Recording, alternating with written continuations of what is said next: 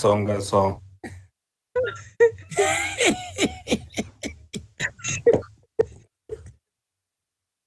Akikambata utaongea.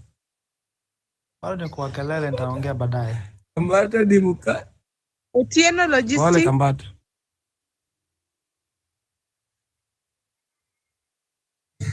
Charlie wa Kisumu, are you there? Hello. Okay, let's give the mic to Otieno Logistic. Logi ongea. Yeah, asante sana. Give us some wisdom. Asante sana political arena. It is now official that our man Raila Amolo Odinga has gone to AUC to be the chairman. And I can confirm here, beyond benefit of doubt, that numbers don't lie. Numbers don't lie. Raila Amolo Odinga, from my personal analysis, Raila Amolo Odinga has got, at least from where I sit, the Anglophone countries, starting from my home country, Kenya. He has got 7 votes. He's starting with 7. And by virtue that he is a political strong man, he has disorganized all the known, we talk of the non-Islamic stroke francophone countries that Djibouti man has the 34 francophone stroke Islamic country. I want to justify the reason why Raila Amolo Odinga is going to win before I tell, because people will say he's going to fail. First of all, I justify for Thomases, like Songa. Thomases who are here. How Raila will win. Mimi namuombea ndugu yangu. Wewe uombi, wewe ni mtu ambaye uombi Raila wewe, from where I sit. Sawa, that is good. Kwani ananiombeanga? Wait for me so that I can give you some little wisdom and education so that you can have a robust background information on how our man is going to clinch the victory. We all agree that Raila Amolo Odinga has got us all-inclusive charisma. He's a statesman.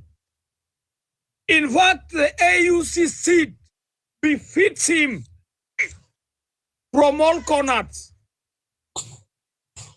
And following all the factors that are mentioned, Raila Amolo Odinga is now the AUC chairman designate. That seat is meant for him. We are just going for a confirmation. Otieno. Yes. Could you please count for us some of the countries that you feel like will vote for Raila? Let's go. 1. That one is very simple. That one is very simple. Those ones are very simple things. Let us start with Tinga has got Uganda. Tinga has got Kenya. Tinga has got Tanzania. Tinga has got Southern Sudan. Tinga has got Rwanda. Tinga has Burundi plus DRC Congo. Those ones are 7 robust countries that Tinga has at hand. And I also want to mention for you the countries that are really sympathizing and have aligned themselves with Raila Amolo Odinga. And they were falling under the Francophone stroke Islamic countries.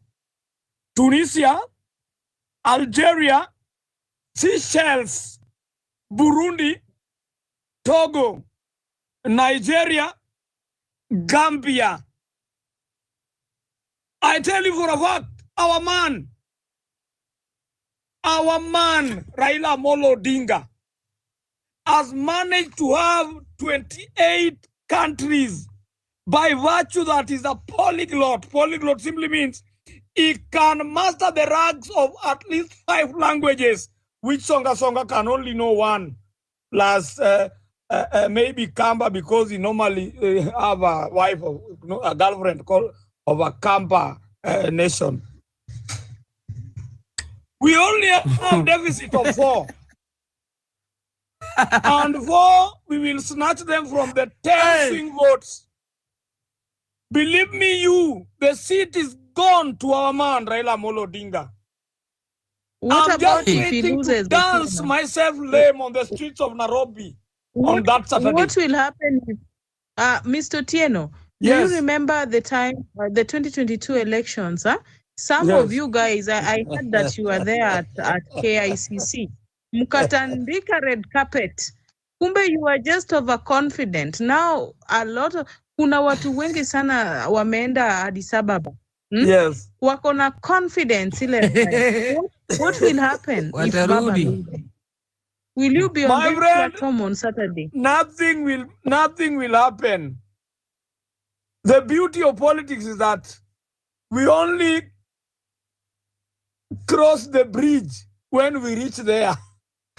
We cannot cross the bridge when we have not reached there.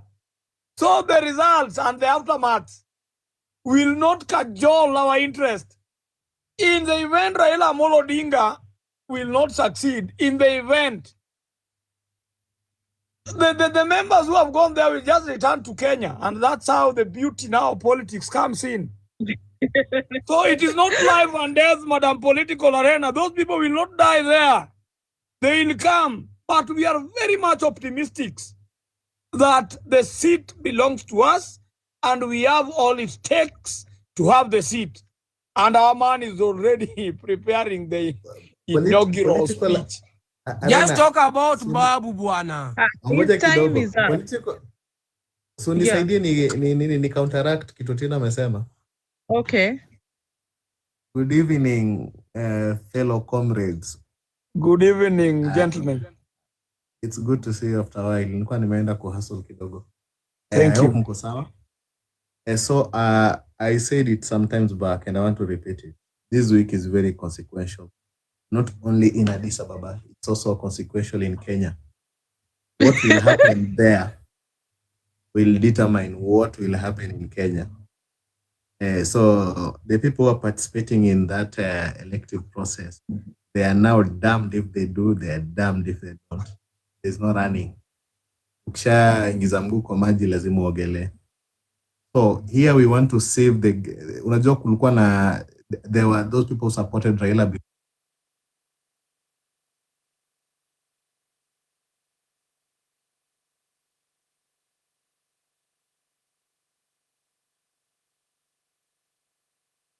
supporters, but they are, how do I call them? They are moderate. We call them the moderates in politics. So this moderate and the other extreme, with the other extreme ends like Otieno Logistics, they will determine their political future this week, not any other week, this week. By the time we finish Sunday, they will have made their decision on how it's going to happen in this country. You know, I said earlier on, this was a very hot potato for Baba. You see it, I don't think we really prepared ourselves properly. Baba was given this thing in form of a reward or quelling his people or a form of handshake or anything you want to call it. But I don't think he himself as an individual was really, or I don't think Kenya was really prepared for this seat.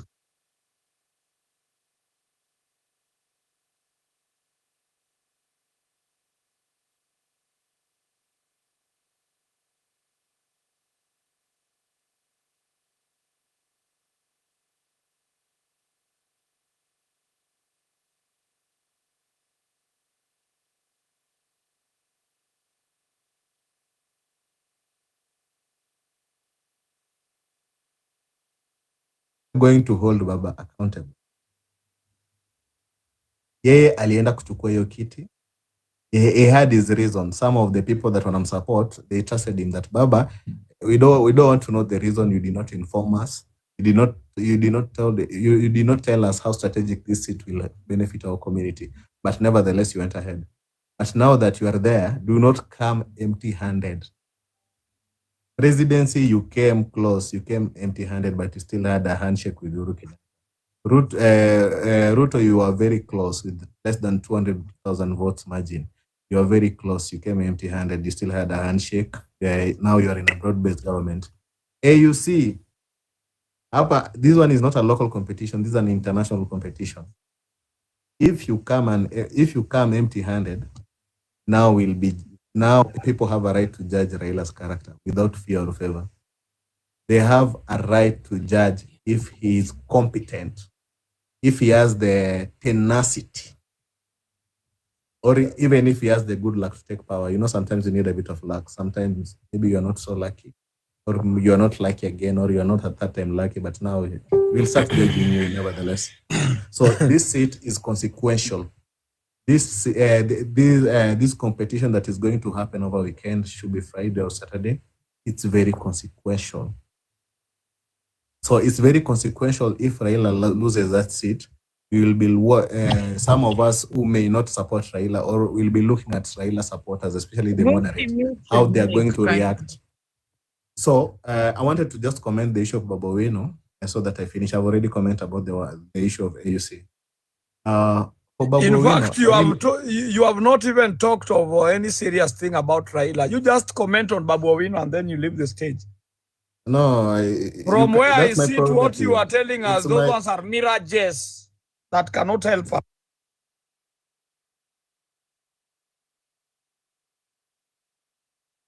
Already is wrong. Thinking capacity is different. So I want to speak about. We are not in a linguistic class to correct somebody's pronunciation.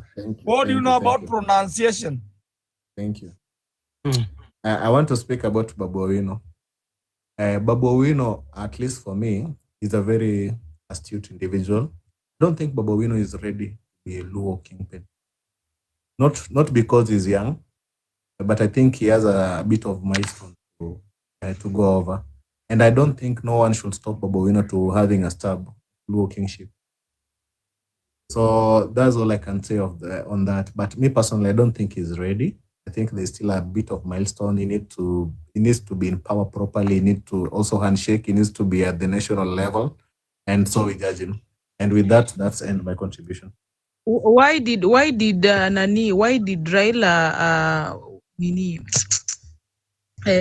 aki leo English nani Sakaja second Sakaja instead of Babu Owino. So Raila does not believe Babu Owino is a leader. That is personal role. Me, I think Babu Owino, if he wants to be a national leader, if he want to prove his mettle, I think he has to face Baba. It's not for us to sympathize with Babu Owino that hey, Baba namwona nini. Babu Owino has to face Baba. Babu Owino has to understand that as long as he is in this bus called ODM, which is owned, is a property, is a trademark of one Raila Odinga, he will be served whatever Baba will serve him. If Baba does not believe Babu Owino is fit to be the governor of Nairobi, Babu Owino should not accept, should not whine. Babu Owino should chart his path. If he believes he is a better leader for governor, I think he already have a goodwill on the ground and decide his fate. I think Baba, he should not rely. So the direct answer to that is, as long as Babu is in ODM and Baba does not believe is somebody who is capable of leading, even some branch in ODM party, Babu Owino should chart his own path. Babu Owino should not cry, or supporters of Babu Owino should not be crying or wailing that Baba has not supported Babu Owino, because Baba already has shown his hand. All right. Thank you. Owen, I'm sorry, Tony alikupita. Owen, then Royal Boy, kindly. Let's continue tapping. Okay, thank you. Number one, I firmly believe, and I can put a bet on the AUC election, Baba will win. Why am I saying this?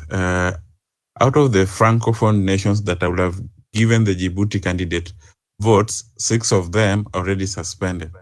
That is it Guinea, Mali, Burkina Faso, Sudan, Gabon? There are 6 already out of the equation.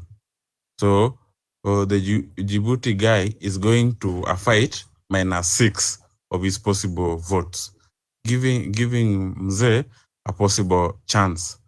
And if I had some notions, being that there's a heavy delegation that will go to Ethiopia of 100 MPs and maybe certain government officials. My take is these people who are going there, possibly, they are not going empty-handed. They'll be carrying a stash of money, but split in different forms to go do lobbying in Addis Ababa. We can borrow from what happened in South Africa. It is not impossible for an Anglophone country to win the AUC election. In 2012, we had Dr. Nkosazana Zuma, the wife of the former president of South Africa, Zuma. They also went into an AUC election in the year 2012, and she won, and she served up to 2017. So there was also that notion that she couldn't win. But what did Zuma do? He used money. So for Baba's win, it is guaranteed. The government is going to spend money because they had set a budget. And two, they did intensive lobbying. Honorable Owen, one second. So you are happy, are happy telling us that the government has set some money aside to give Ethiopia. So you are happy about that? I'm not happy. You said is to give my 2 cents concerning AUC. I have a question for Owen. If you've added an additional topic on money, I have a question. I could also give a thought on that. You talked about it. That's why I've asked. Yes. I have a question. To Honorable Owen. It's not about me being happy, but it's about the strategy used. Okay. Yes, I have no powers to control that. Okay, can I say something? Yeah, no, Vosti. No, you have to wait, Vosti. So Baba's strategy is dishing out money, right? Can I say one? It's part of a campaign. All right. Tony, you have a question? I have a question. Yes. You know what Honorable Owen is saying has been challenged over and over again. And you know what the people who are supporting Baba, like Honorable Owen for the AUC, they want us to believe that the candidates that of Djibouti do not equally dish money. And what Honorable Owen want to say that the previous, the outgoing AUC chair, when he was elected, there were no many other countries that were suspended during that vote for one thing or another. Is that what you're trying to say? Is that the added advantage that Baba has against the other candidate, Djibouti? I'm talking like as we are standing, the countries that are going to vote, the suspended countries that that have shown tendency towards the Djibouti guy. How have they shown the tendency? How have they shown the tendency? Traore, what did he speak? What was his speech against our president? Against Raila Odinga? No, I'm saying the President Ruto. And it was even in discussions where even Dr. Michezo Kitui has talked about it. And there was a moment where people were condemning the president of making reckless diplomatic statements. True or false? Let me tell you. No, you are running from my main question. I've challenged your reasoning that the previous voting there were no suspended country. I'm assuring you that this time they are also suspended country. But the issues that candidates will be voting for, money with notwithstanding, whichever candidate is given, there are still I've given you an example of Dr. Nkosazana Zuma, the wife of 2012 by Jacob Zuma. Go make a reference to that. Go see what is the South African delegates did. Advantage? What is the comparative advantage of that? Money was used. Go look at the history. What Jacob Zuma did. Money to have his wife be elected. In this discussion, Honorable might have a lot of money. Even Mr. Uhuru Kenyatta, so far as you are speaking, you see, Raila Amolo Odinga charismatic nature will land him. We are asking Honorable man is not there, man. We're challenging his reasoning. Have you seen? Have you gone to the? No, have you gone to the Djibouti candidates and have you checked their passes for this event, for this campaign? Tony, what is the budget? What budget has the Djibouti government given Mohammed? Are you aware or not aware? I've asked you because you made a statement that also the Djibouti guy stop is using money. gaslighting. I'm saying no. My question is very straightforward. My question is very straightforward. We are talking about money here. You are trying to insinuate that the candidate of Kenya has placed more money in terms of bribery or any other thing in that factor. That what about the Djibouti candidate? What is kind of money in public or resources domain are they that the offering government the other of Kenya had set aside money for the campaign of Honorable Raila Amolo Odinga? You are wrong, Bwana. So let me challenge you. You are wrong. No, the government of Kenya did not set aside money. In fact, Raila has been explaining this every now and again. Honorable Bwana. The only money that is there is the logistical money, how Raila could travel. But Raila was not in a position to bribe Benny. Honorable Owen, kind Maliza. Let me make my remarks and finish. Maybe they will rebuttal at their own given time. I not even finish. So already he has the advantage of money. He has a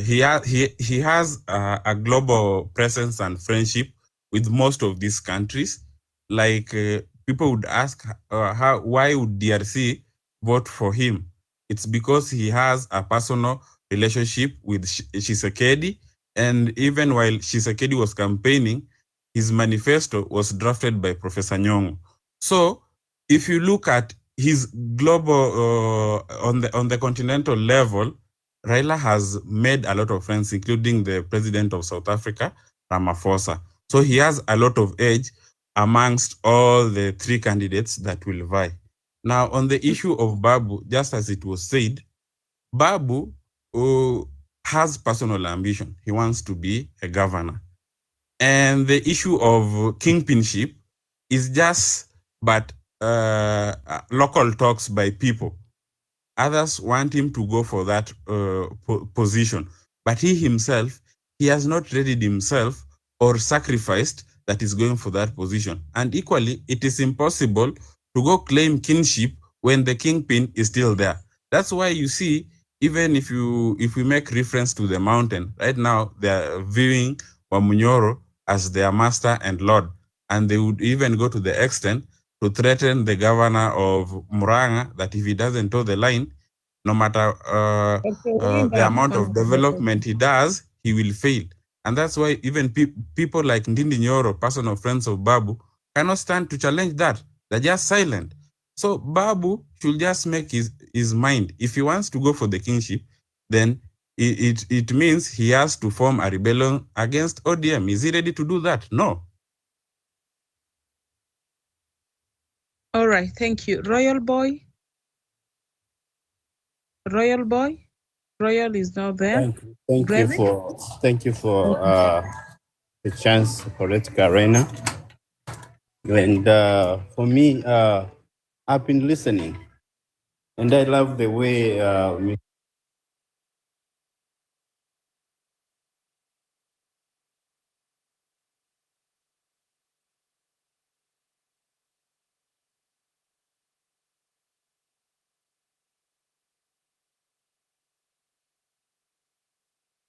and the PM was there too, but they changed their mind. And when you look about Museveni, I don't trust Museveni that he will vote for Raila. Let's just hope that. But my thing is here. Raila, Ruto is supporting.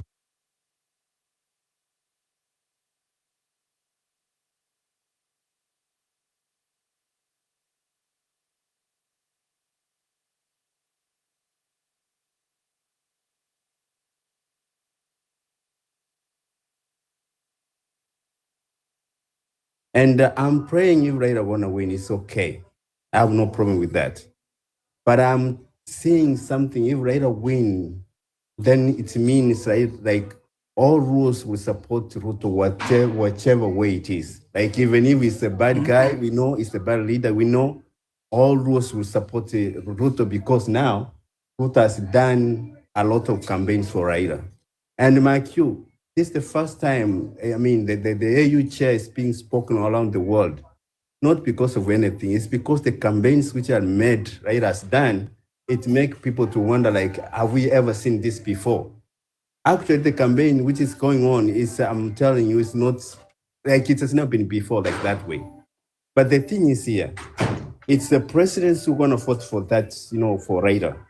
We don't know whether they're going to vote for Raila, yes or no, but let us wait. My thing is here. I just asked my brothers from Nyanza. I come from Nyanza.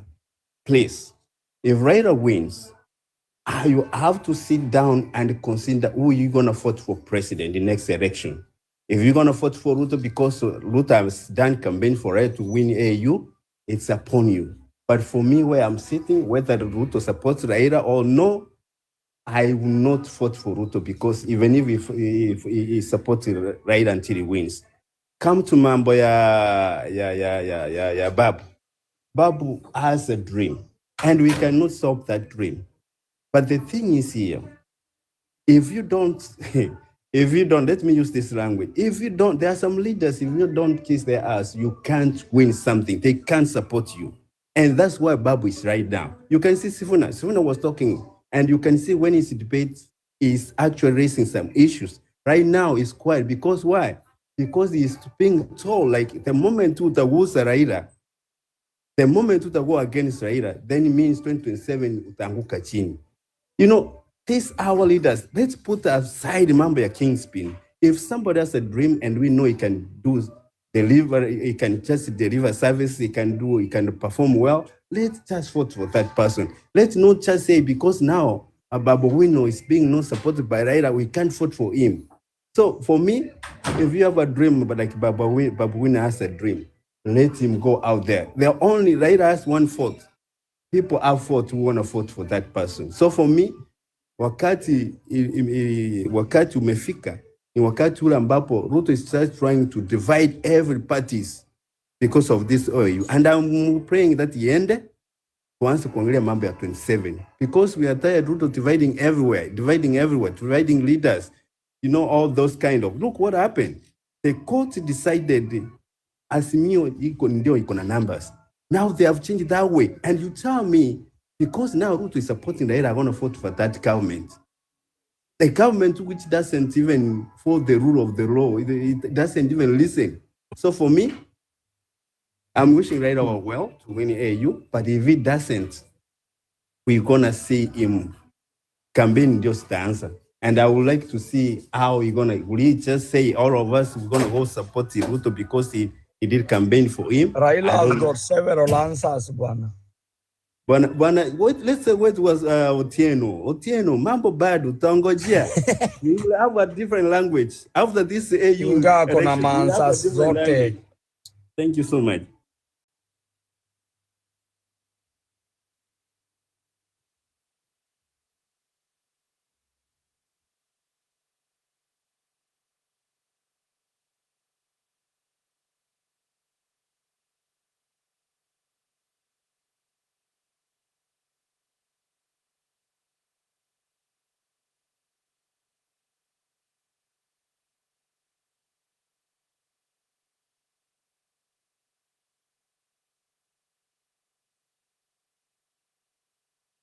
Want to talk about the AU so much because I've not done my research well about the AU thing.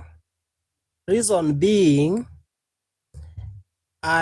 someone has said today that when you are supporting Raila, right now you need to be a little bit wiser, not like before, where you take all your mind, all your soul, and everything that concerns you into his business, because you might end up in trenches. And we have learned a lesson. Some of us have learned a lesson right now. Let what might happen, let it just happen. But it's my prayer that the other African presidents can read malice in the Kenyan delegation that has gathered themselves at Addis Ababa for the sake of one man at the expense of other taxpayers' money and everything. I wish they sense that malice and do the necessary. They cannot sense, Bwana. Why are you bitter, That is my opinion, Oteno. Just keep quiet. Yeah, let me just speak. I've not told them to sense, but I'm just saying it's my wish that they sense the malice in that big delegation and save us from all these things that are going on to do with Ruto and Raila, how they are running this country. That aside, let me talk about Babu Owino. Everything, the problem that we are having in this country, let me say this, the millennials, we the millennials are the problem in the political arena. Reason why is because millennials, we have this kind of mindset whereby we worship leaders. We worship, the Gen Zs are very clever, but the millennials, they worship leaders. These are the only people who are diehards. When they are told to go this side, they will move this side. Tomorrow when they are changed, they will take another direction. Just like when Raila tried to endorse Babu and Sakaja, some people, look at the people who are fighting Babu right now. They are millennials. But the Gen Zs, they know what Babu can do. And other people who have good heads, they know Babu is a development-oriented leader. And the good thing is that the polls came out, and Babu is even the best performing MP. Today they tried something on X there between Babu and Sakaja, and Babu had 92. That shows the kind of man. Yeah. Yes? That shows the kind of man. Sawa. That shows the kind of man Babu Owino is. Many people are seeing vision and the kind of hard work the man has put into his political career. We cannot just bring him down because someone, a demigod somewhere told us that this man is not enough. Now we have to follow because why? Why? Because some of us, we don't even come from Babu's tribe, but a lot of tribes have support. In fact, Babu is supported by now everyone, all tribes at Nairobi. They are supporting Babu, regardless of where he comes from. Why can't we put the weight behind this young boy and get what we deserve? Because like Sakaja is the least performing governor I've ever seen. Even Kidero was better, miles ahead. But people who are against Babu, they are from his tribe. Ndugu yangu, hii wivu mtakaa nayo mpaka lini? Simuachilie kijana aende. Watu wengine wanawasaidia. Let us push Babu to where he belongs, because when you are working hard, you expect a good outcome. And that guy has taken a lot of time to build his name, to build his reputation. Please, let us help.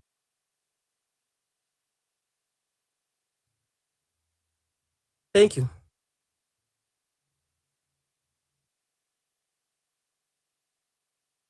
Bosti.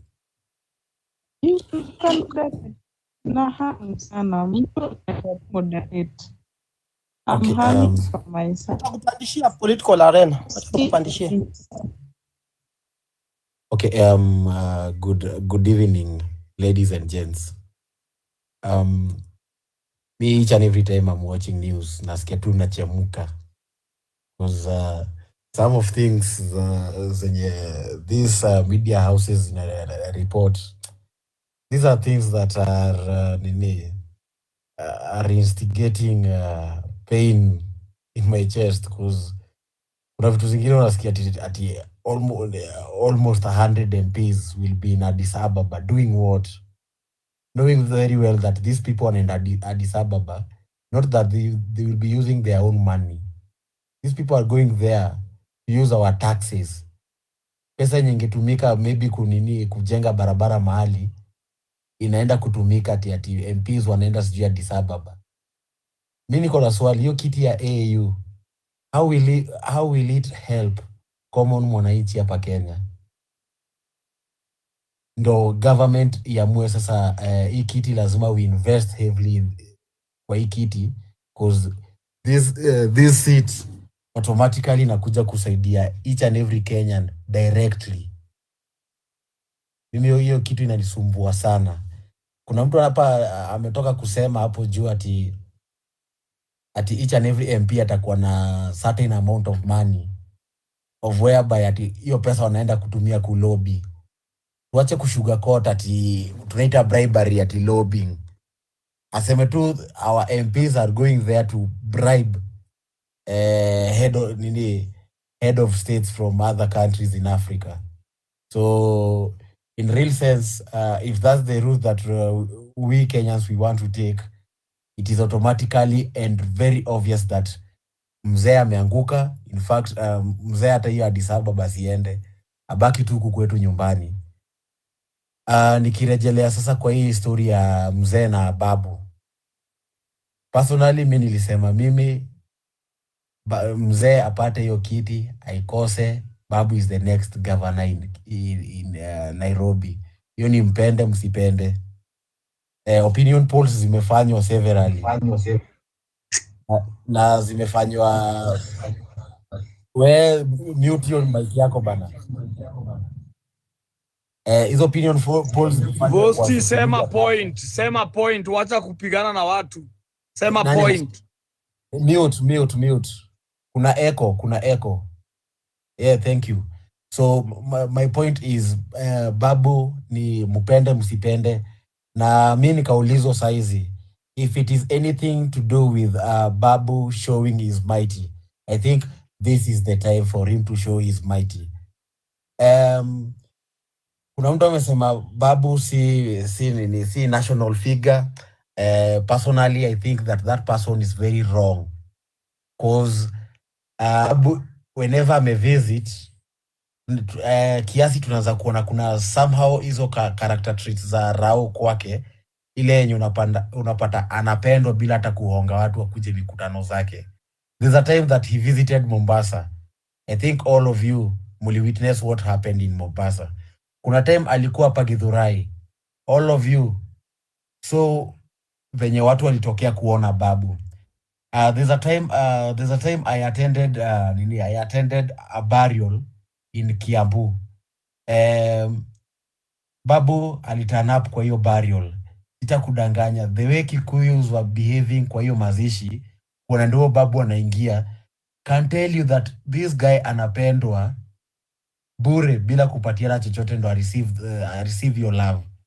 So ile uoga yenye Rawa konayo ni already ashaka chini, ameproject, ameangalia, ameona the only person mwenye akona, yani the only person mwenye ako charismatic ni babu, mtu mwenye anapendwa bila hata kutumia pesa yake ndo watu wampende.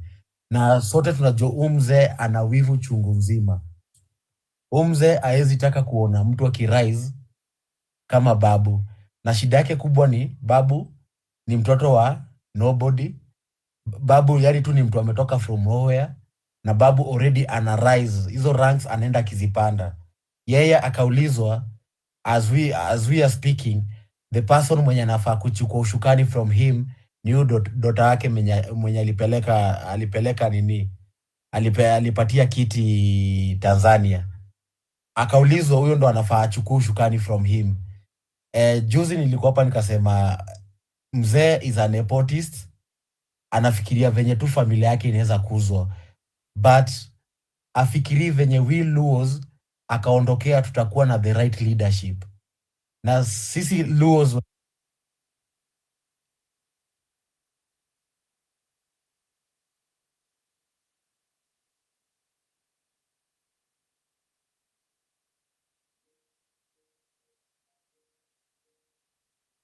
wenye tunafikiria vizuri na tunajua what we want to achieve in leadership, tunajua the kind of leadership that we want. Sisi tunataka visionary leader mwenye at least ako very sober, a leader mwenye anaweza relate with anyone, na ni a leader mwenye afikiria ati chochote chenye ati atakaa chini afikirie we must follow. Huyo ndo yeye tunataka. So nyinyi wenu wa kuabudu nyimu mwabudu but mujue niliwaambia projections inasema incoming election sisi rika ndogo tutavote watu 18 million. Hiyo andikeni chini na Hiyo ni uongo yako bana. Wewe ni mtu wa rumors bana. Wewe sasa unatuweka hapa na propaganda bana. Thank you Vosti. Otieno wacha kutukoroga hapa kwa live. Thank you Vosti. Sasa atatuweka na so we cannot allow to be who is misleading you? Just mute my friend. So I was saying that you people should know this coming election, it is projected that 18 million young youths will participate in that election. By that, what do we mean? We young generation. My friend, mute. Such projection are only known by.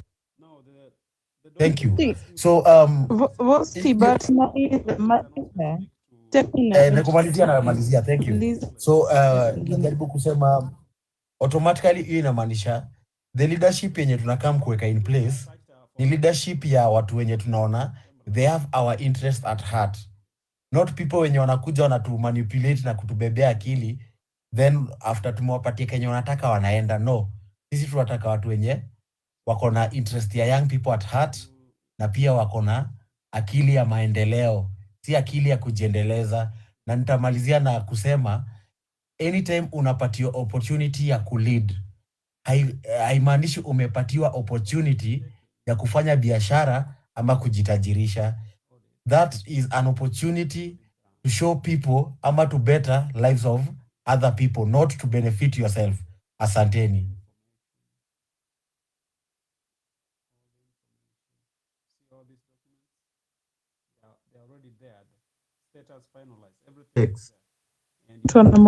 Okay. Engineer? Engineer Samtex? Okay. How are you guys? I hope mko poa and you are doing good. Yeah, when you're in a debate, we can have a debate. Of the country. So, okay. I think sometimes we know the fact that even if they open like a region since memorial, but no, it's not even new masana yet. Some of us are still thinking like we're in 1960s. I don't know why. Still raising, going on to follow someone without having to know them or how they come to, how they can assist or how they can feed the country. For example, we are talking about Babu. Nothing against him, but whatever I see and I hear from the media, so he shot someone. I also saw another time Jirongo said he saw Ruto murdering someone, and there are a lot of murderers. Audibility, please. You must be audible, please. Okay, sisi. Nanisikia sahi. So Kenya nasema ni leaders yote ako na kesi kwa ama ako na mada kesi. That is not someone you should bring forward. Nothing nataka kusema mambo ya AU. AU nitasema okay, Baba anaweza win, it's a 50-50% chance. But by the checking, francophone countries kama wenye speak France ni wengi kuliko anglophone wenye wanaongeanga English. So most of the time, and if you go to those AU chairman, most of the time wanatoka hapa. Sasa iko na a lot of lift due to, ukiangalia for example ka France walifukuzwa West Africa. Now they are currently not wanted even in DRC. Ndio maana unaona kuna hiyo rift between Mafosa and Kagame on all those issues. That can tell you it will be a hard battle to win, but I think Ruto, as we know him, he'll buy out whatever he can. That we are portraying a bad country. Nothing to buy, we should, maybe if we deserve it, we deserve it. So another thing, there will be a change political environment once either Baba loses or wins. Either way. But I hope beyond my doubt that if Baba loses, he'll become another Gachagua. That will help to propel Ruto get out of power. Because if you had Sudi and you also had some people, they said Ruto cannot be a one-term president. So meaning they are ready to do anything they can give me a call. I'll show them. Get to maintain that power. Meaning Ruto, even if he loses, he may never leave that seat. I don't know why people have delusions, and Ruto have is seen many times agree telling people nitakusafirisha, and they're saying mimi ni wakola, like telling the young people. And that's why I'm telling the young people, it's your time to rise up, form a movement, whatever it is, and then you pick your leaders among you, people who you work together in a movement. But these are picking leaders who are already collapsed in a system, got into it. It will never work. So I just hope for the best for our country. I hope we will wake up and stop seeing people like demigods and realize, don't see just today. By Baba sitting that, by Baba getting that AU seat, I don't think it will benefit anyone. It will be his family and some of his fellow politicians. But the rest of us, if you go, if barabara yenu bado haijakuwa tamu, bado hospitali kama unaenda bado kama ni tax, it will remain the same. So at the end of the day, let us focus on what matters. Usikuwe na hulu baboon, just be swayed by emotion, like the love for someone. Vile hata I hope mnaweza kuwa hata kama demu hawezi kujitu mara ya kwanza mara ya pili na bado mkuwe naye, unless wewe ni mjinga. So at the end of the day, let us see someone who benefits everyone. Hakuna Mkikuyu, hakuna Mluo, hakuna Mtaita. You're Kenyans at the end of the day. Na utapata Mluo ndiye daktari wako, utapata Mluya ndiye dereva wako. At the end of the day, this to just check on what we are to and the generations to come. Before you go, oh Baba, oh Rigade, oh Ruto. At the end of the day, politics matters. What you eat, what you breathe, your health, everything. Just know politics is everything in this country. At the end of the day, hope we make a decision. We continue to press on. Because whatever Ruto did, maybe we can blame Ruto for it. But if you check, Ruto did not come, it's not an alien. He didn't come from us. He's from a community. Whoever, even all the politicians that you call maybe murderers, maybe those are corrupt, they come from community. Meaning, as a community, we have failed, and that's why we continue producing bad leaders. Doesn't mean even if we pick new ones, we have to fix the community as well. And that's why I'm saying a movement is better than assigning a political.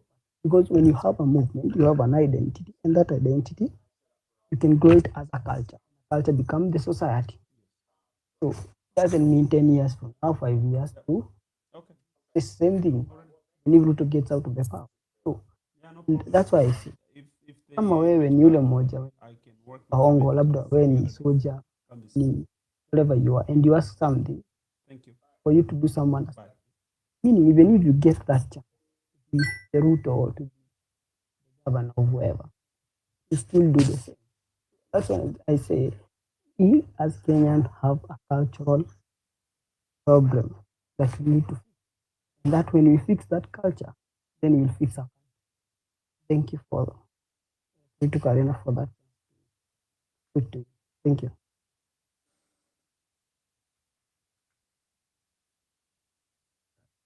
Rumba, over to you. Yes, how are you? Now, I'm not going to take a lot of time. I want to touch on a few things. One, on why I think Raila is going to win. I don't know why or where you guys get the belief that Raila is maybe building on Ruto's prominence to win the AUC seat. I think Raila in Africa, for those who have studied history well enough, have been kind to understand whatever has been happening. know quite well that Raila was known even before Ruto came to office. Having been into the political scene for about 40 to 50 years, we can all know that Raila has the inroads to Africa's political circles. Raila has built enough friendship that he can bank on whenever he wants something. Even when he was announcing his candidature for the AUC seat, those of you who are keen, I know you noticed that he was with Olusegun Obasanjo, the former president of Nigeria. That's not someone you just wish away because of hatred. Thing two, I don't know why you guys find it well to be blaming Raila for your issues. You know, Raila was not elected into any public office and he holds none up to today.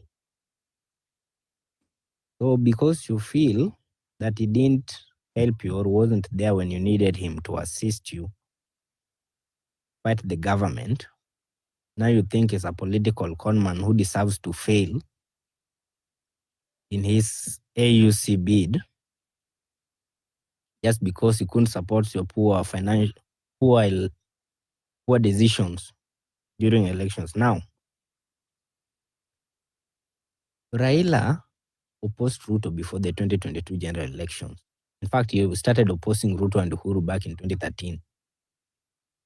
Kenyans went ahead and elected Uhuru, went ahead and re-elected Uhuru in 2017, and then went ahead and gave Ruto a chance in 2022 because you believe Ruto was the best bet.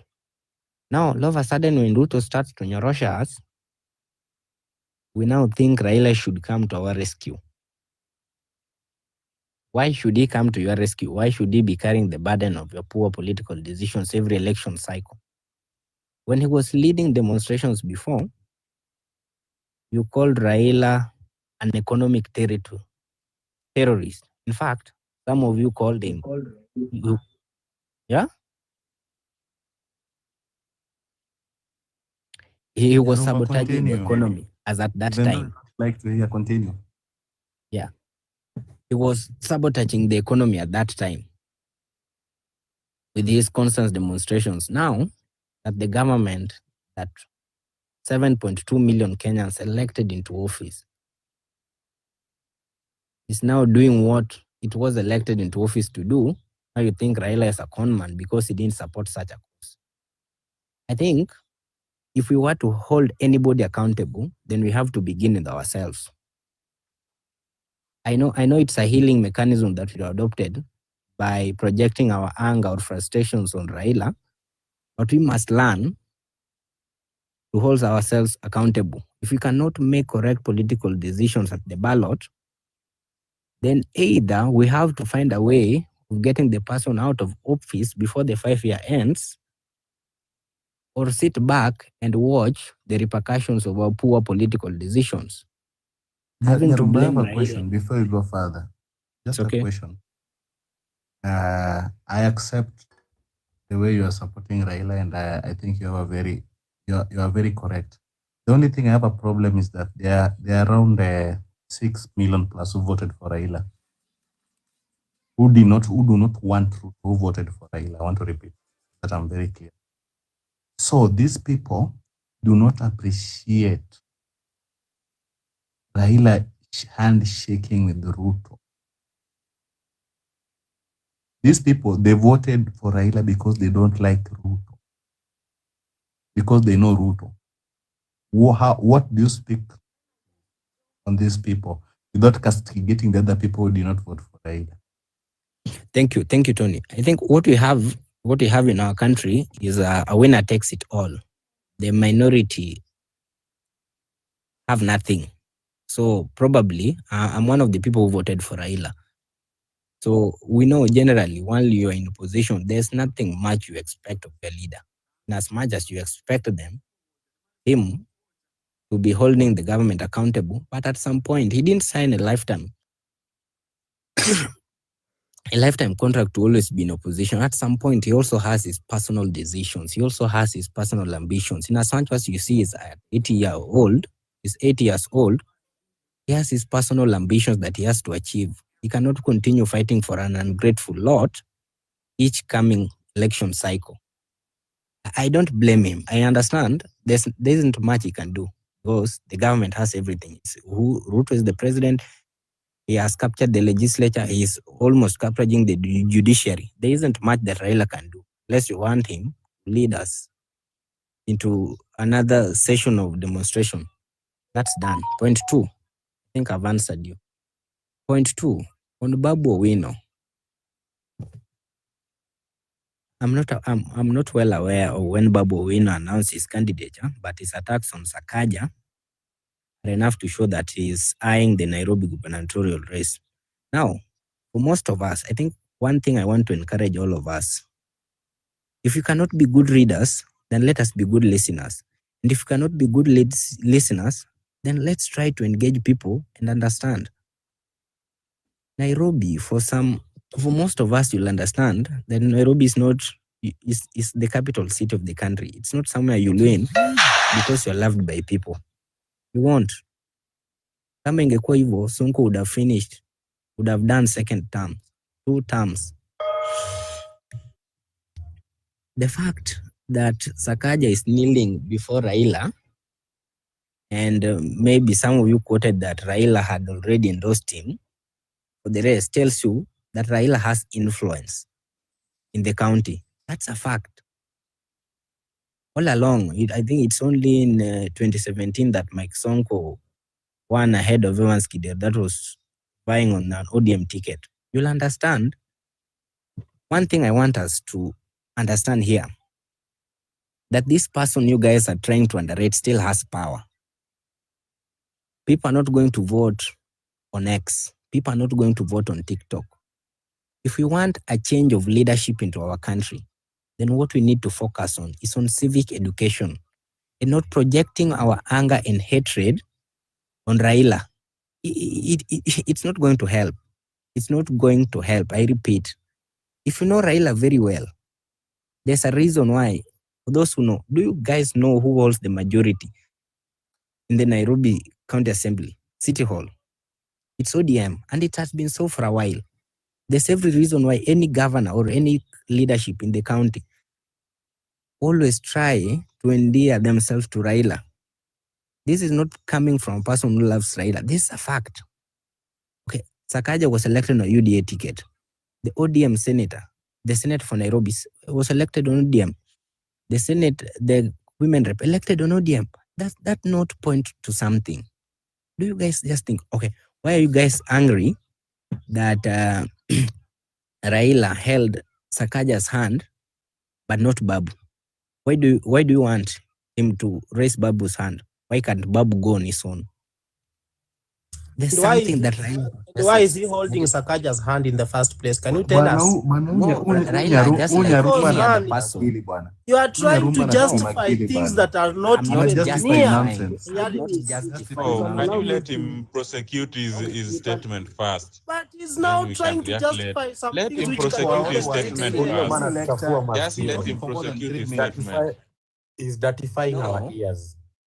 No. Also, you are given an opportunity. Let him finish. You dirtified our ears, we listen. Let him dirtify ours. No, or you cannot dictate. We are many here. You cannot dictate our name. No, you are not harass. You gave your point, we listen to you. Let him talk. We listen. No. You'll have your chance. Let me come in first because so that I can drop because he has got much he can share with us. This guy is trying to sanitize Sakaja. He's trying to sanitize Sakaja because Baba raised his hand. But even the pause... It is his turn to speak. Let him finish, then you'll battle. Let me come in first, and then I drop. I think Nyarumba has had enough time. Nyarumba has had enough time. Let us give him time to summarize. Even if 30 seconds, then Nania come in. I think it's only fair. Everything about Sakaja is in the media. He has done nothing. And everything about Babu is in the media. So why is he trying to make Sakaja look like he's a good person because Baba said? This kind of mentality is the one that we don't want in this country. It's the one that is draining us each and every day. Na ni kijana mdogo. He has a right, My tafadhali. point is, I think Your you guys belief is should not read the but not everyone's point. right in You belief. guys, He has a right, but not right You in see, no. he had his People do chance. not He have listened right. to you. People do not Let have right him. to Let us be just to listen to give. him. Then we can We have a flowing honorable we conversation. mtu unaongea sana. Wacha nini aongea ngishamaliza. I'm summarizing. I'm only saying, I'm not sanitizing Sakaja. I'm not saying that. In fact, I've worked at the Nairobi City County Government, Sakaja's office. I'll not tell you the department. I worked with Sakaja for 6 months. Later quit for my the endeavors that I had to do. But I want to tell you, I'm not sanitizing Sakaja. I'm only saying there's much about Raila in the Nairobi politics that you guys don't want to see. It's not about Sakaja. All these politicians are almost the same. Sakaja has been stealing money from the public coffers in the Nairobi City County Government. Babu, not someone just because they played a music he didn't like. Babu also has a case, in as much it's not, I don't think if it's in court, of about killing the Embakasi, how do we call it? The IBC, the person who stood for the Embakasi elections, IBC. He has a case. I'm only saying we can only be fair and extend some grace to Raila that he's also a human being with choices to make.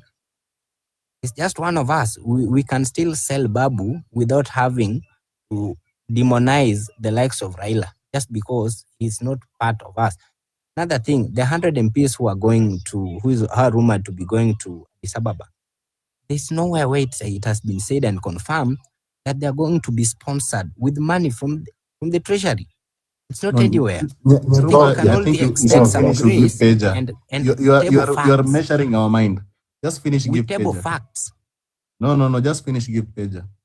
Brother, those are not facts. You know this country. I think it's my time now. Yeah, give Peja. Yeah. For me, I think some of the statements that are made here are purely disingenuous and devoid of facts. Yeah, those are rumors that have been heard through the grapevine. So if you look at the AUC position, I hate to burst your bubble, but Raila is going to lose, and we'll be here to revisit. We cannot sugarcoat this anymore. The reason why I say this, and for me, I normally give facts. Number one, Ruto meddled into the affairs of Congo, and he escalated the issues to Macron. That was a very big mistake because the SADC, which is composed of South Africa, Angola, Mozambique, and all those countries, and the South Africa, down there, the SADC, South African, that is Southern Community. These countries, the Angola, the Lusophone countries, which are 6, you remember the one who is going to hold those elections, the chair is the Angola president, and is a member of SADC. That notwithstanding, the 16 members, that is SADC, the SADC, they are going to rally behind this guy called Mahamoud. If you look at DRC Congo, which is a member of SADC, is also going to rally behind the candidature of Mahamoud. You look at the northern countries where Mahamoud was the head of Arab affairs and also the ambassador of Djibouti to Egypt. And so they are going to rally behind his candidature, given that most of the Francophone countries, they vote on the basis of, they vote as a bloc. Most of the Francophone countries, they vote as a bloc.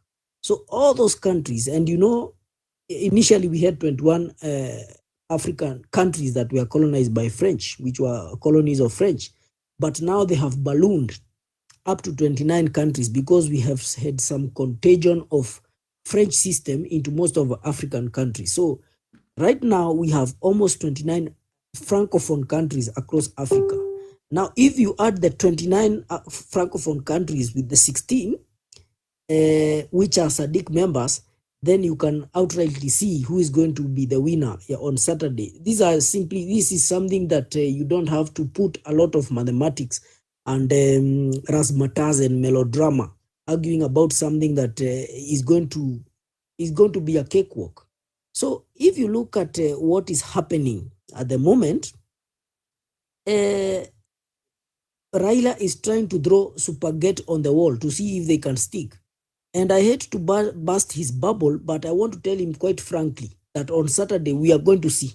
We are going to come back in this platform and you will realize what I'm telling you today on Wednesday, that Mahmoud is going to win by a landslide, not even by something, a small margin, by a landslide. Because if you look at what is happening in the African countries, Nigeria is in support of Kenya, okay?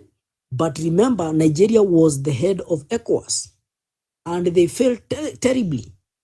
And because the Nigerians are supporting M23, which is a movement in Congo, of which this movement they are saying it's a freedom fighter. And Peja, summarize, yeah. Peja.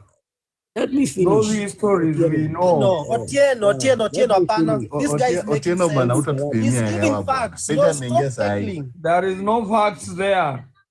No, utapumzika nitakudrop hapo chini. Sasa wewe ni nani unadrop? Let me finish and then you're going to Jana kram vitu zingine za kitambo hapo hakuna kitu umetuambia, ulikuwa na time huku tuambie kitu yote. Ongoja Peja continue. Nani ameongea hapa for more than 5 minutes?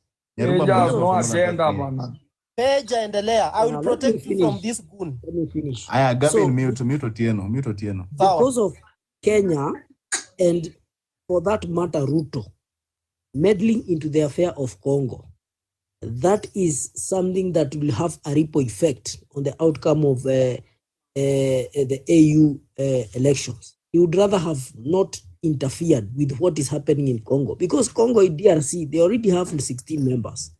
And given that Congo is a French colony, the French colony are also in support of Congo. Congo is Belgium. French colony. It's okay. Let me ask you. How many colonies does Congo have? How many colonies does Congo have? Which is the main language spoken in Congo? Is it not French? It has the biggest French-speaking community, even than France. Okay? So if you talk about history of Congo, I can explain to you everything about Congo. Okay? So that is something that will have a ripple effect on the outcome of Raila, on the outcome of Raila on Saturday because of meddling.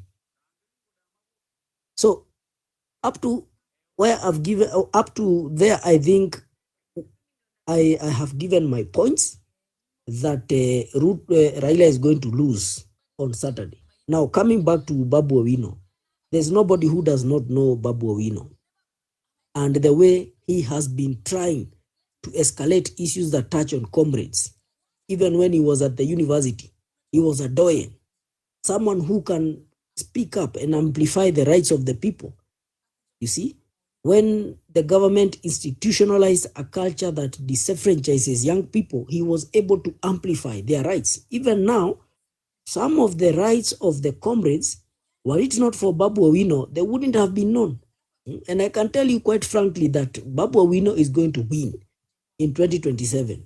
Not because he comes from the Luo tribe, I'm a Kikuyu, okay? But for me, I am very sure the Mount Kenya region is going to rally behind the candidature of Babu Owino. And not only the Mount Kenya alone, even Luos, even the Kamba, even the Luyas, they are going to rally behind his candidature. Not because he is competing with Sakaja, it is because of he has a track record which is undisputable. But Sakaja has got no name worth reciting. There is nothing much he has done for Nairobi. In fact, I would rather say Sonko was better than Sakaja, because once Sakaja took over, the business community, if you look at the economy in Nairobi, the cost of living has become steep. People are struggling to make ends meet. Even providing a shortfall for your upkeep is a big problem in Nairobi. And therefore, they need someone like Babu Owino, who has a scoreboard, someone who has been in a position to address and escalate issues that touch on the comrades. Thank you for this small window of opportunity. Thank you. I believe now it's my turn. Initially, somebody had quoted me and said that lobbying is equal Owen to bribery. anaongea mara ngapi? Owen unaongea mara ngapi? Si logistics yako wewe pia utafika. Si watu wanaenda in line. Owen, kuna mtu hapa anaitwa Banawiza hajaongea. Owen, si nadhani si tunaenda hivyo. Nadhani ama kuna vile watu wanarukana. Hapana, tunaenda tu na line kulingana na venye watu wamekuja latest. Kindly pay tu alafu nitakupatia chance. Hello. Si ndio? Si nimekuja mbele yake. Ulishaongea. Ushaongea. Wacha tu aongee. Wacha tu nitakuputa after yeye Owen, kindly. I will talk just a bit. I'm saying that for me, I'm saying Raila is going to win because we are the African giant, and because of Trump, African countries wameingiza baridi. Sasa Kenya ndio wanategemea. I think for me, nacheki ni baba akikalia hiyo kiti. Ni hayo tu machache. Thanks. Owen, can you continue? Okay, so I'll still insist on this. And this one, even Peja will come here and benchmark. Raila is going to win. He gave out 29 francophone countries. I don't know, in his mathematics, he failed to deduct 5 or even 6, the suspended countries that will not vote. We should know the one who will take the seat for the AUC has to get 3/4 votes.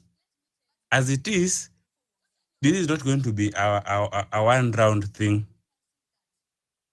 and it will be on an elimination method.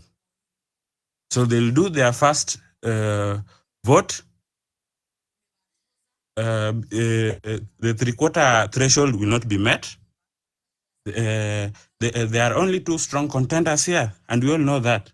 It's the Djibouti fella and Raila himself. Now, the member who was represented by SADC, and you mentioned SADC has like 16 members. East Africa also has some members. While we're doing also this math, we should remember it is not only the chair of AUC seat that is being contested for. We have also a deputy chair seat. And this deputy chair seat has been left for the preserve of the North African countries. There we have Egypt, we have Algeria, and we have so many countries, including even Morocco. So it's all about give and take. It will be, while we are going to give the AUC chair, let's say, to a specific person, let's say even if it is Raila, what extra votes are you going to give so that we can add on ours? We also secure a deputy chair seat. And with that in mind, it spoils the story or what is being passed as Honorable Owen, that the Francophone will have their way. Yeah. I've always said this. Just one question. Let me finish. If you begin with questions, there will be a lot of back and forth. No, and somebody just one. Let me finish. We've had an AUC chair who is from an Anglophone country. We've had an AUC chair who has been from an Anglophone country down in South Africa. So there's nothing impossible for any Anglophone country member securing that seat. Any other thing is all about personal hate and personal wishes for Raila to fail. But as fact stands, he has a good chance. A member here had labeled and said he watched the news and likened lobbying to bribing. That is false. Lobbying is totally a different thing. It is legal, not only in Kenya. Even in US, it is protected under the First Amendment. Okay, and even in the European countries, yes, there's a very big difference. Lobbying is legal, bribing is illegal. That is one main difference. So whatever lobbying that will happen in Addis it is something that is a global practice that is accepted, and we should stop having this biasness that, oh, because somebody has lobbied. No, that's part and parcel of campaigning.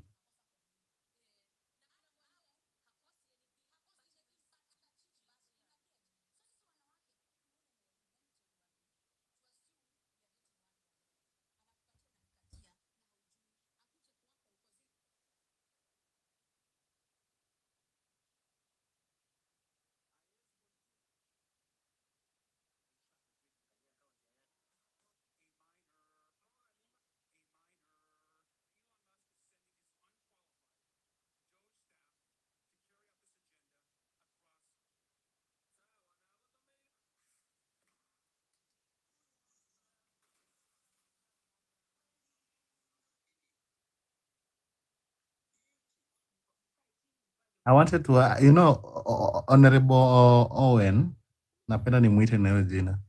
Sounds so good. So alikuwa amesema ati it's give and take between the various seats that will be voted for. First the AU chair and the AUC deputy chair.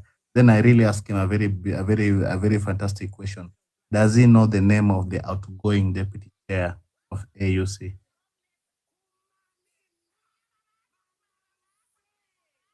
Just wanted to ask, because if he doesn't know, that means there's a chance that people do not know even the deputy president of Kenya, or the deputy president of Egypt, or the deputy president of South Africa, or the deputy president of anywhere. Because this seat doesn't make sense. They only go for the top seat. The other one, they can be shared. You can give to anybody else. Even if Raila is defeated, the deputy chair can be given to any candidate in East Africa because it's inconsequential. And then I also wanted to ask Owen, how many Lusophone countries are in Africa?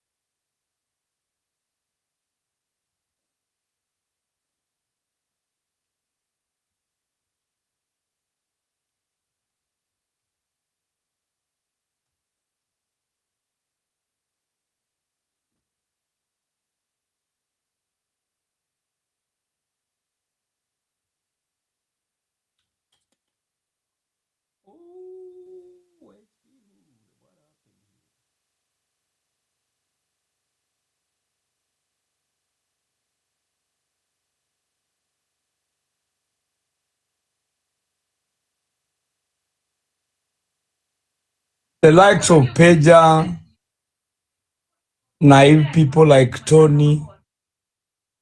Let us wait for the D-Day on Saturday. This thing matter will be laid to rest. We have done our subsequent analysis. They have done theirs. The only thing now we can do, let us do the lobbying at the AUC. We have a majority of our members there, those people who believed in Raila Amolo Odinga.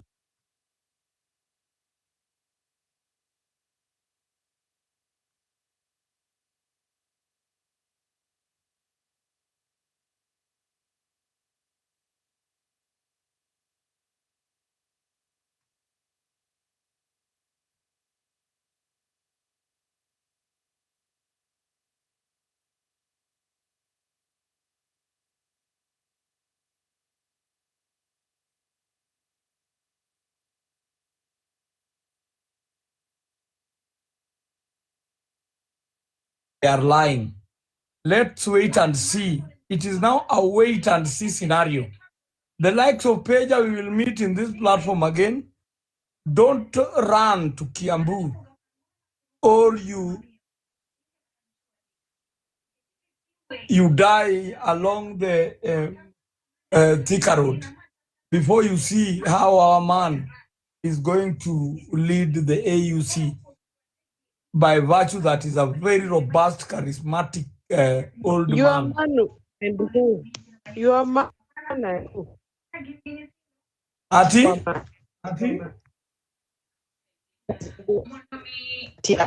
Say your hand. Pardon, political. I'm not getting you.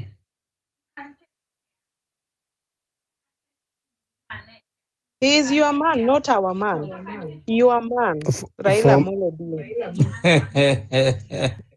For me, he's going to win. Continue The wallowing African in on denial. Ross. Bwana Whisker. All the African countries are watching Kenya because of I the wanted issue to of ask I wanted to ask Banamuiza a very simple question. Do you mean that Francophone countries are going to rally behind the candidature of Raila? Because these countries, they have got policies and they have to implement those policies. And there's an arrangement. They have to come up with an arrangement that will suit their needs. Okay? And they normally vote as a bloc. And remember, Djibouti is an Arabic and a French speaking country. And I've told you, this guy, Mahmoud, was the head of Arab affairs. And also, he was the ambassador of Djibouti to Egypt. When he was given the position of Ministry of Foreign Affairs in 2005. So he has got numeric strength in most of the French-speaking countries and Arabic countries. And remember, the northern part is Arabic countries. Going down to the SADC, South Africa, which is the overarching body, South Africa, given into this issue of DRC, I told you that issue of DRC will have a ripple effect on the outcome of these elections, because there are those countries that are in support of DRC, like the SADC, and there are those countries that are not backing DRC, like Nigeria. And that's why you saw Nigeria did not interfere when the M23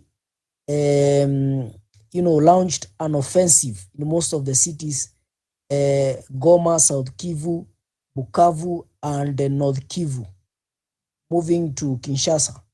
And remember, these countries that are supporting Congo, they are the SADC, the Angola. You've heard about the Angolas say that they are going to deploy their military to Congo so that they can quell or they can provide a ceasefire. And also South Africa also deployed their soldiers to Congo. They couldn't have deployed their soldiers to Congo, there being no more than meets the eye. They had already sat down, agreed that they are going to rally behind the DRC, which is also part of SADC. So given that this country, these 16 members, the SADC, are in support of Congo, it is going to have a ripple effect. And that's why I'm telling you, Ruto wouldn't have interfered with what is happening in DRC.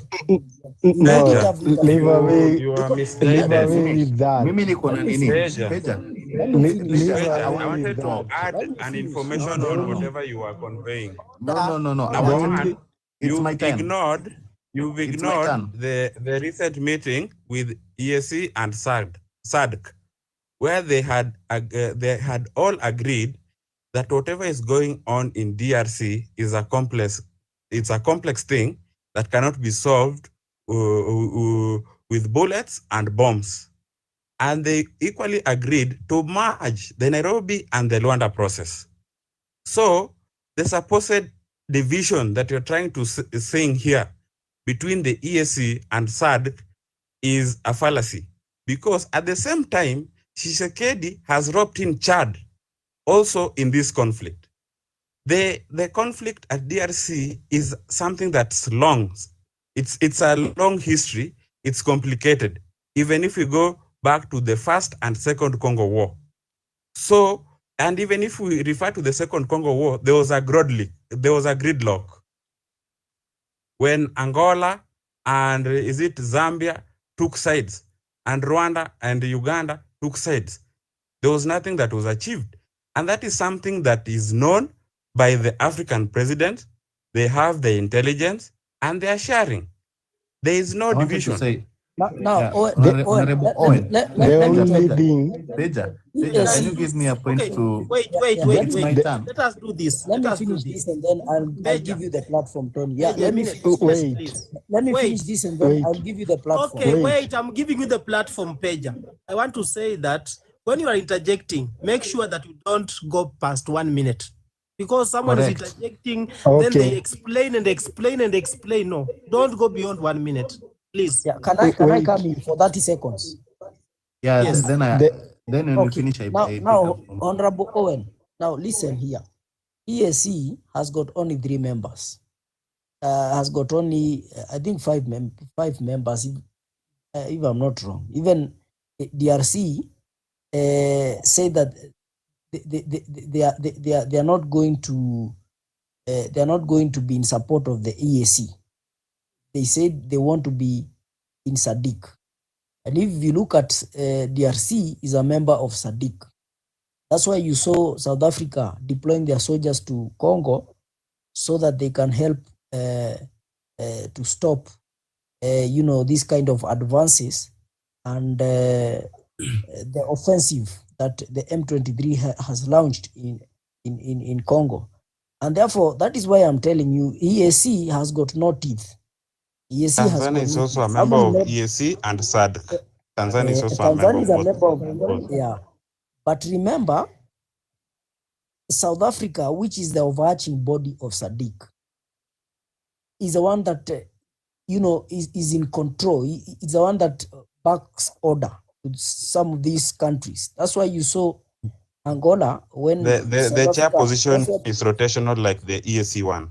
The chair of SADC is rotational. Currently, it's in South Africa. Leave away with the blocks. Can you give guys? See you finish. I speak. Leave away with the Peja, your time is up. Blocks. Your time is up. Leave away with the blocks. Bwana Zika, Bwana Zika. Can you should. Okay, Tony, go on. Let me for less than a minute. This point. Yeah, I want to do my final contribution. I want to be really fair to this process, even though I personally don't want Raila to win this thing. But I want it to live because number one, kama Raila tashindwa, there will be a very big celebration on Saturday. No, Wodney and Derek, can we be organized? Can we be orderly? We are very respectable here. Kindly, please.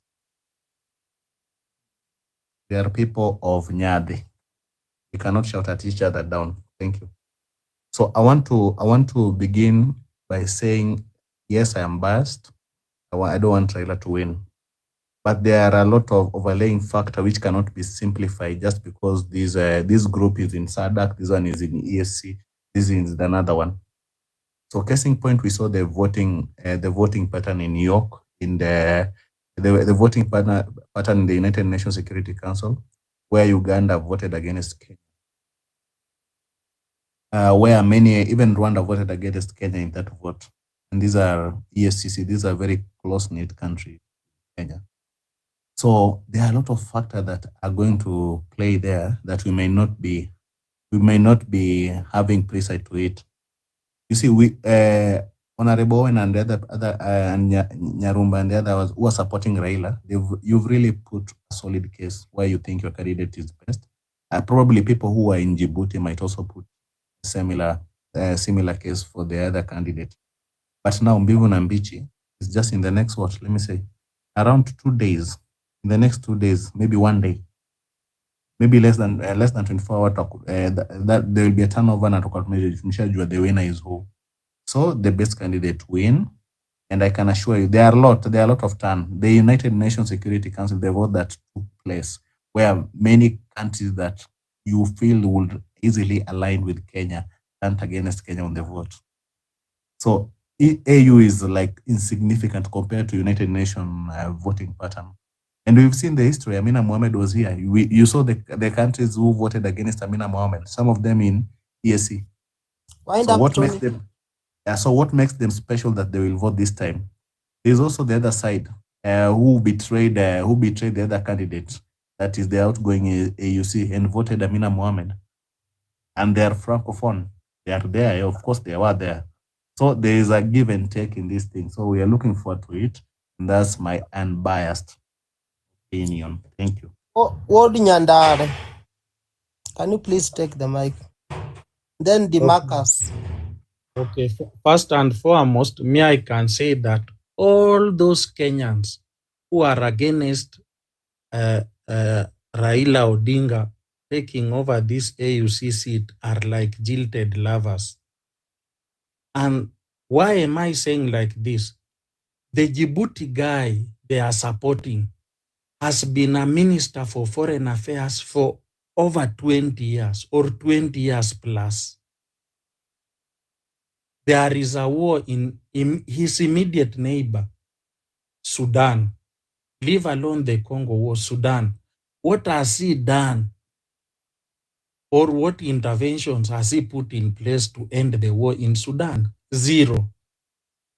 That is the guy you want to be in charge of Africa, where many countries of Africa now are at civil wars. Okay? People who are talking here about this thing francophonic have been in countries colonized by France. And I can tell you here in Africa, the only developed countries colonized by France in Africa that have seen that you can see there is development are only two. And that is Ivory Coast and Rwanda.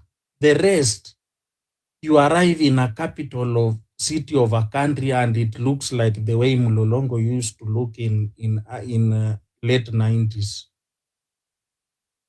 So I don't know what Kenyans are trying to see in this Djibouti guy that he can put Africa in a very good place. Somebody who is in a position.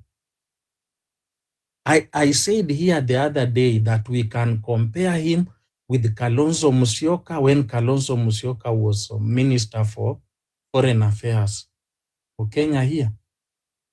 Kalonzo played a very big role to make sure that peace was there in South Sudan. He made several trips inside Southern Sudan. He met the parties that were fighting there and he ensured peace was there. What has this guy done in Sudan? Where over 1 million of Sudanese people are refugees now in Southern Sudan. And over 800 people have been killed since that war of Sudan started. That is his immediate neighboring country. He has done nothing, even trying to use the military of his country to intervene. He has not done that. The war in Congo, according to me, to finish that Congo war is very easy if African leaders are serious to end it. Only two things need to be done. Withdraw Ugandan forces and Rwanda forces inside DRC. Let other peacekeeping countries or missions take over. And that war will end. Facilitate all those Rwandese refugees who are in Goma, because there is peace in Rwanda now, and Rwanda has developed. Also in Burundi, there is peace. They should be facilitated by UN to go back to their countries. They should not be left to be refugees forever in DRC. They should be taken back to their countries. And anybody trying to subdivide the DRC into two and give the Tutsis part of Congo DRC, that will worsen the situation and that war will not end. Back here at home, I wish Raila Amolo Odinga well. I'm sure he will take this thing 100%.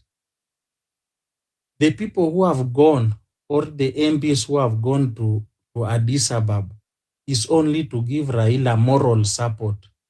There is no much they can do there, because by the time a president leaves his country, travels to Addis, he has already made up his mind whether he will vote for Raila or he will vote for the Djibouti guy. No much you can do there. And even most of those MPs will not even reach those presidents. So nothing more they will do there. I know the Djibouti guy has tried to use a lot of propaganda. He's being bribed, I don't know, 7 billion or 6 billion. They are trying to persuade him to step down. All those are propagandas, political propagandas, and they are acceptable. Would you really doubt Ruto? Ruto cannot try something like that. What? Maybe Raila